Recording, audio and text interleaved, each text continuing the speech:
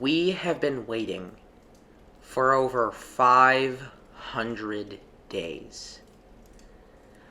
Over 500 days for a Nintendo Direct. And when the world thought it was gone, when we all doubted its return, when we all just accepted that Directs were a thing of the past, it finally came back. And it was pretty good. This Direct was released right around the time that Mario's 35th anniversary was ending, and Zelda and Metroid's 35th anniversary was beginning. Plus, Donkey Kong was turning 40, and Pokemon was turning 25. So, placing a Direct right now at this time, everyone's expectations were super high. And of course everyone was disappointed. I mean, everyone thought it was going to be like a perfect Direct. You can't make a perfect Direct. There's probably going to be some disappointing parts for every person. And I mean, overall, I think the Direct was pretty solid. The only disappointing parts were, the big IPs Nintendo had in their anniversaries. But, I mean, to be honest, did we expect anything for Donkey Kong's anniversary or Metroid's anniversary? I mean, Nintendo's basically abandoned those IPs, so, didn't really expect anything from those guys. But they did really drop the ball in Zelda and Pokemon. Pokemon, they didn't release anything. And Zelda, well, we'll get into that later in this video. Anyway, I'm going to go through most of the major announcements and give my opinions and theories and whatnot. I won't be covering everything because I don't have all the time in the world, but I'll cover, the most important stuff, the stuff that is unique, and, some other stuff that I just thought I'd put in because they either interest me or they're just, weird. So anyway, new Smash Fighters from Xenoblade Chronicles 2. They are basically just anime sword fighters, but, looking at the gameplay, I forgot their names. I think, Pyra and Martha? Martha? I don't know. I kind of forgot their names, but, it's really cool gameplay, and I've heard a lot of people are happy with, the decision. So, I mean, I'm down, it looks cool. Might main it, Um, yeah, it is just another sword fighter, but the gameplay is interesting. I like the fact that you can switch between the two characters. So that's pretty interesting, and it's not Crash or Eggman, which is what a lot of people thought it was gonna be. Um, but still pretty cool. Two more slots in this fighter pass. I wonder who they'll be. I'm guessing one of them's definitely going to be Crash Bandicoot, but it's interesting. I don't know where that's going to go. I all I know is that Crash is probably going to be either the next one or the last one. So yeah. Fall Guys is coming to the Switch this summer, so that's pretty interesting. Fall Guys has been declining in popularity recently due to the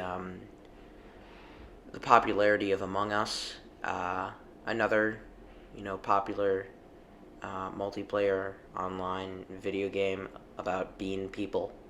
And Fall Guys has not been doing as well because of a lack of content. So I'm really interested in seeing where Fall Guys is going to go now that it's more accessible and it's now on the Switch. So yeah, that's pretty interesting. Outer Wilds looks really cool. A new game, kind of like Majora's Mask. Basically, you have 22 minutes, I think. You are exploring around this solar system, and after those 22 minutes, it explodes.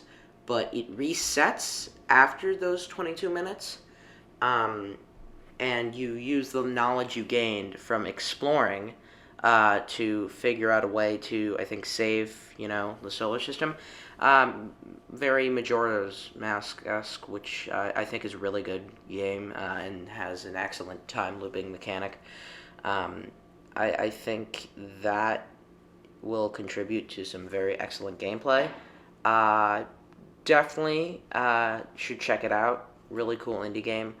I think it's, a good, reasonable, low price. You know, so definitely check that out when it comes out.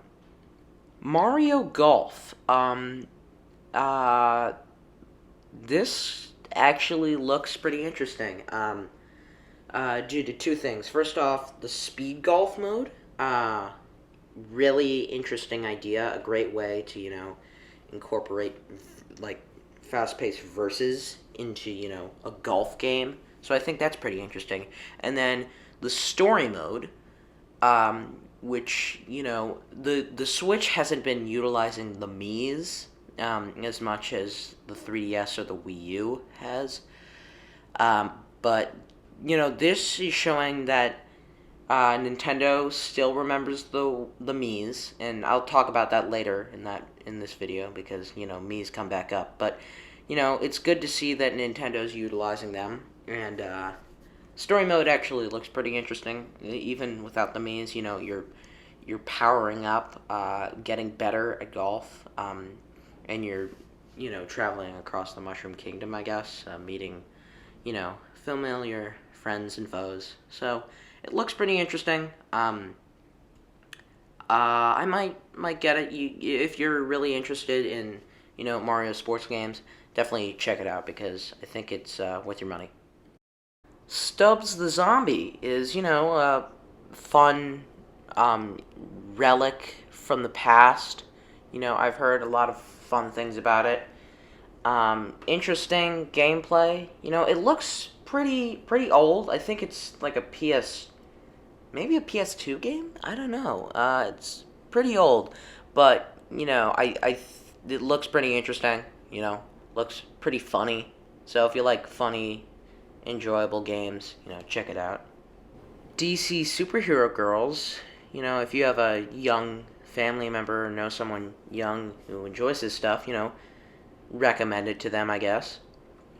So this is the other thing about the Mii's. Miitopia, which is probably my favorite announcement of the Direct. Not my favorite game, but my favorite announcement. So, Miitopia is part of the Mii series.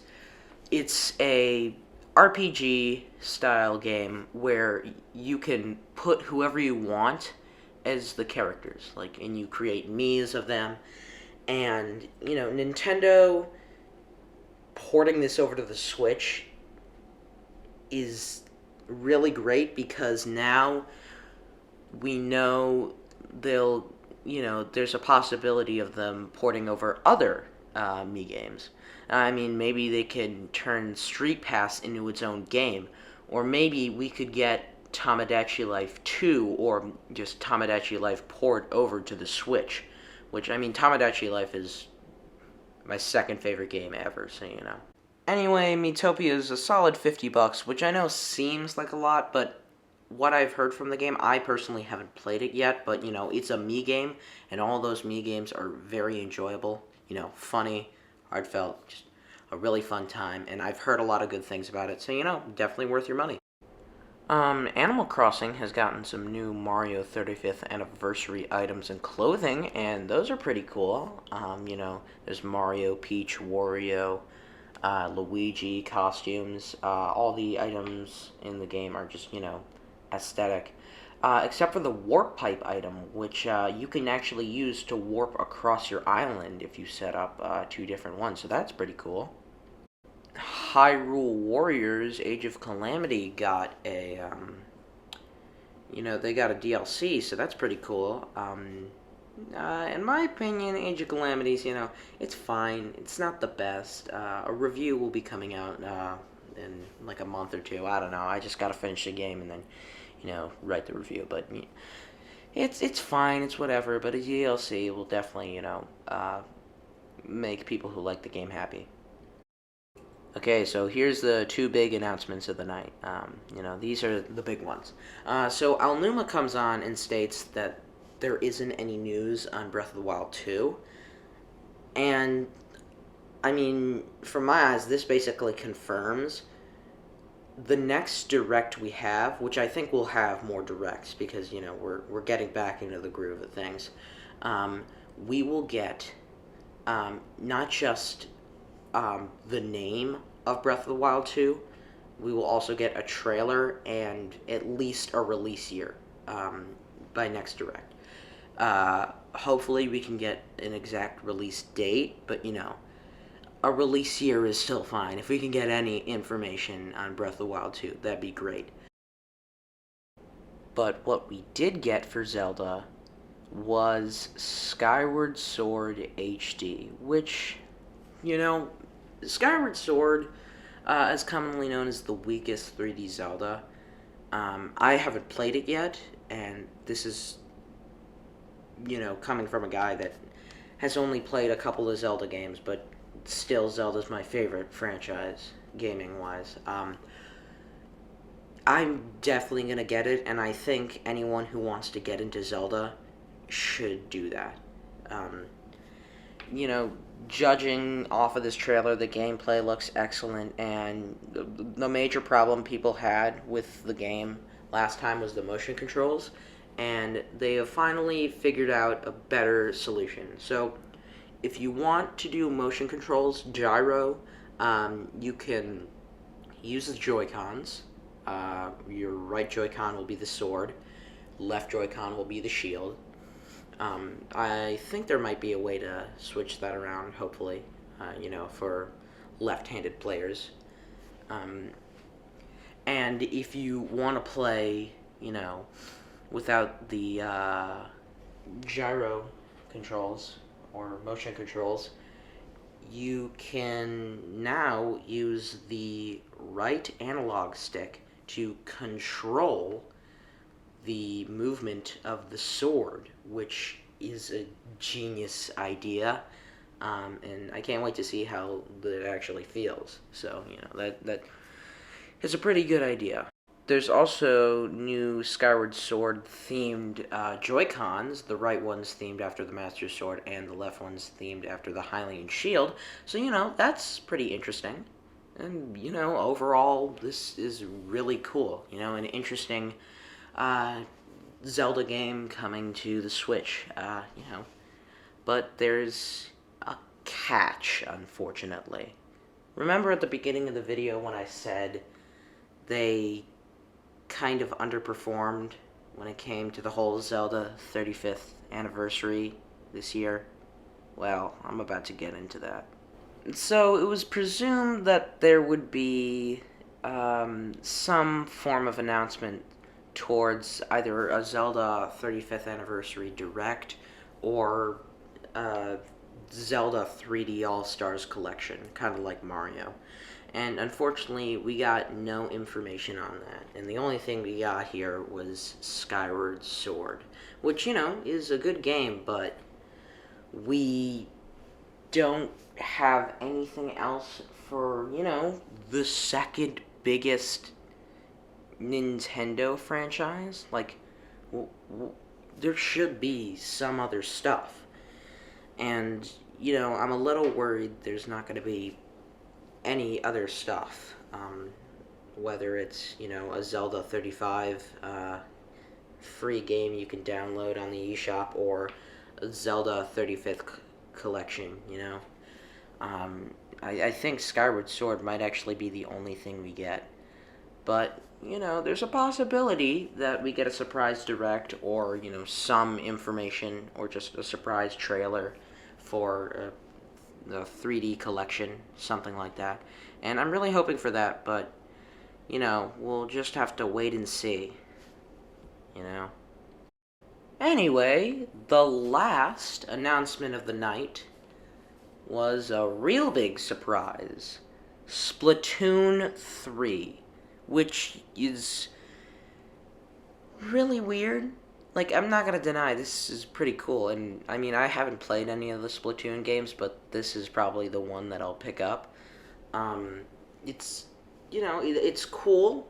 It's kind of dystopian, so that's pretty interesting. The Eiffel Tower is there for some reason. It's flipped upside down. Um, I don't know why, but that's kind of funny.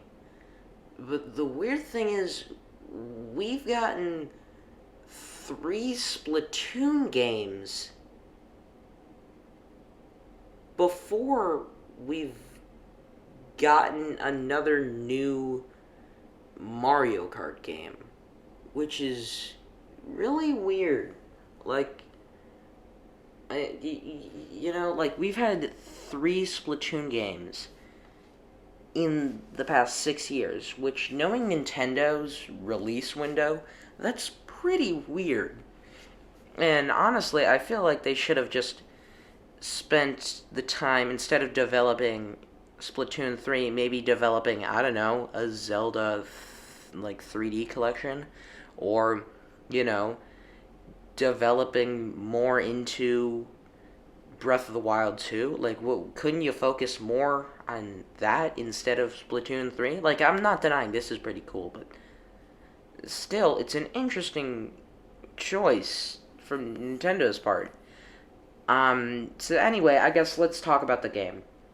You can design your own Inklings, which is cool, I mean, I think you could do that in the first two games, but, if you can't, that's cool. And the dystopian theme is really cool. It's an interesting, different than the kind of city themes or kind of futuristic themes. I guess it's just weird to see Splatoon, and not info on Breath of the Wild 2, or, couldn't this last part be, some celebration for Metroid or Donkey Kong or Pokemon or Zelda? Like, you have all those anniversaries this year. You gotta do something, Nintendo. Come on. I mean, this wasn't a terrible direct. It had some disappointments. Overall, I think it was a pretty good direct, but, you know, like, ending it off with Splatoon 3 is a little weird, right? Leave your thoughts in the comments below. Anyway, I think this was a pretty good direct overall. Disappointing in some areas, but I think Nintendo will surprise us with either some mini directs or, special anniversary directs or something new. Now that they've finally got Nintendo Directs back, I think we'll, see them a lot more often. And, if they go away, again, we already dealt with it. We can deal with it again, Leave your thoughts on the direct in the comments below. And always apologize for being an idiot, guys.